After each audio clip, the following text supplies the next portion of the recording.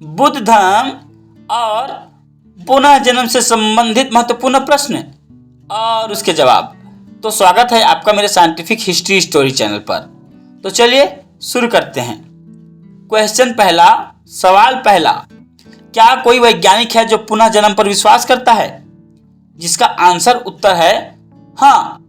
Thomas एक्सले, जो 19वीं शताब्दी के ब्रिटेन विद्यालय पद्धति में विज्ञान को लागू करने के लिए जिम्मेदार माने जाते हैं, और वे पहले वैज्ञानिक थे जिन्होंने डार्विन के सिद्धांतों पर प्रतिवाद किया। वे विश्वास करते हैं कि दोबारा अवतार लेना अति लोकप्रिय विचार था।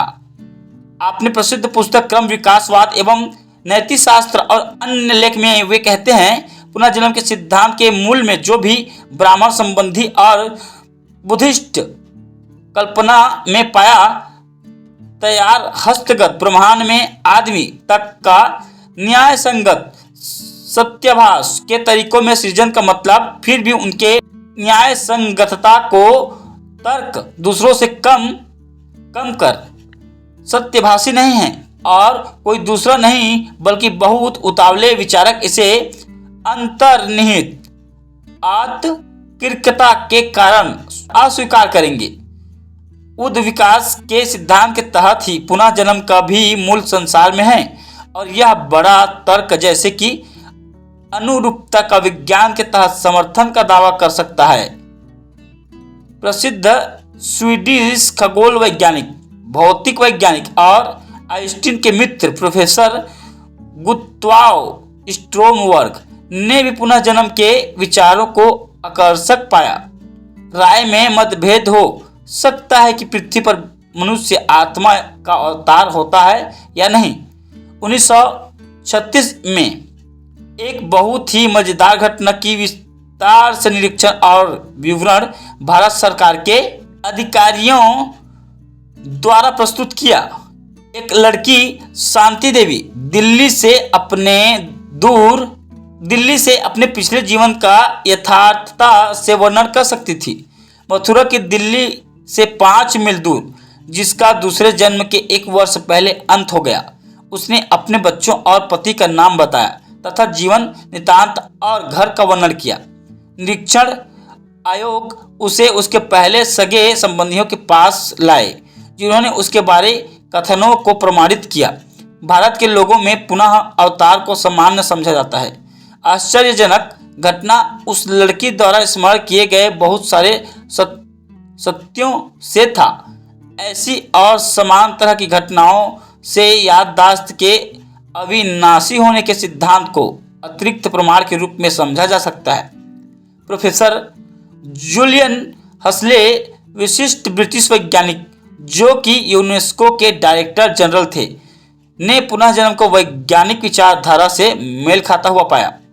कुछ भी किसी भी प्रकार मृत्यु से स्थायी रूप से मुक्त से पृथक सजीव आत्मा के विरुद्ध नहीं। जैसे एक प्रेषी यंत्र द्वारा निर्धारित तरीकों से निश्चित बेतार संदेश दिया जाता है, लेकिन यह भी याद रखना है कि बेतार संदेश तभी तक बना रहता है जब तक यह पुनः एक नए भौतिक संरचना अर्थात ग्राही के संपर्क में आता है। मैं कुछ ऐसे के विषय में सोच सकता हूँ जिसका आदमी और औरत से वैसा ही संबंध है जैसा कि एक बेतार संदेश का प्रेषी यंत्र से है, लेकिन उस तरह मृत्यु जैसे हम देख सकते हैं कुछ और नहीं बल्कि भटकते विभिन्न प्रारूपों का उपद्रव होगा, जब तक कि वे चेतना की वास्तविकता में नहीं आते हैं। कुछ ऐसे से संबंध वे जो दिमाग के लिए ग्राही यंत्र के तरह कार्य कर सके। व्यवहारिक और जमीन से जुड़े लोग जैसे अमेरिकी उद्योगपति हेनरी फोर्ड ने भी इस विचार या पुनः जन्म को स्वीकार किया। फोर्ड इस विचार के प्रति आकर्षित हुए थे क्योंकि यह स्वयं के विकास के लिए दोबारा अवसर देती है। हेनरी फोर्ड ने कहा, मैंने पुनः अवतार के सिद्धांत को ग्रहण किया तब मैं 26 वर्ष का था। इस बिंदु पर धर्म ने कुछ भी प्रदान नहीं किया, काम ने भी मुझे पूर्णतः संतुष्ट नहीं किया। काम निरर्थक है अगर आप अपने इस जन्म के प्राप्त अनुभव को अगले जन्म में उपयोग नहीं करते। जब मैंने खोजा जो पुनः अवतार था, बल्कि मैंने एक वैश्विक योजना पाली। मैंने महसूस किया कि अपने विचारों पर कार्य करने के लिए एक अवसर था। समय की सीमा नहीं थी। मैं समय के हाथों का गुलाम नहीं हूँ। अपूर्ण बुद्धि अनुभव है। कुछ लोग सोचते प्रतीत होते हैं कि यह उपहार या बुद्धिमत्ता है, लेकिन यह अनेकों जीवों के लंबे अनुभव का फल है। कुछ दूसरों से प्राचीन आत्मा है और इसलिए वे ज्यादा समझदार हैं। पुनः अवतार की खोज ने मेरे मन को सरल बनाया। मगर आप इस वार्तालाप के अभिलेख को सुरक्षित करते हैं, इसे लिख लीजिए जिससे कि यह मनुष्य मन को सरल करे। मैं दूसरों को संदेश देना चाहूंगा, शांति जो पुराने विचारों का जीवन हमें देती है। अतः पुनः जन्म की बौद्ध की शिक्षा का कुछ वैज्ञानिक आधार है। यह तर्क के अनुभव अनुरूप दृढ़ है और मनुष्य के भाग्य के बारे में कुछ महत्वपूर्ण प्रश्नों का उत्तर देते हुए दूर तक जाती है, लेकिन यह संतोषदायक भी है। बुद्ध के अनुसार अगर आप इस जीवन में निर्माण प्राप्त करने में असफल रहते हैं, आपके पास अगल बार प्रयास करने का अवसर होगा। अगर आपने इस जीवन में गलतियां की, आप अगले जीवन में स्वयं को सुधार के योग्य पाएंगे। आप यथार्थ में अपने गलतियों से सीखने के योग्य पाएंगे। जिस चीज को इस जीवन प्राप्त करने में अयोग्य थे, हो सकता है अगले जन्म में संभव हो। इतनी सुखद शिक्षा है बुद्ध की। क्वेश्चन सवाल दूसरा, यह सभी सर्वदा बुद्धिमानी से संतुष्टि प्रदान करती है, लेकिन मैं अवश्य स्वीकार करता हूं कि मैं अब तक थोड़ा असहाय में हूं। जिसका आंसर है यह ठीक है।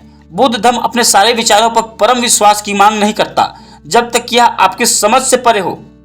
आपको किसी चीज पर बलपूर्वक विश्वास दिलाने से क्या फायदा जब आपका हृदय इसकी गवाही नहीं देता। आप अब भी उसी चीज का अभ्यास करें जो आपके लिए मददगार हो। उस विचार को स्वीकार करें जो आप समझते हो और उसके बिना पुनः जन्म में विश्वास के लाभ पाते हो। कौन जानता है कि यह समय भी आए जब आप पुनः जन्म के सत्य को जानें।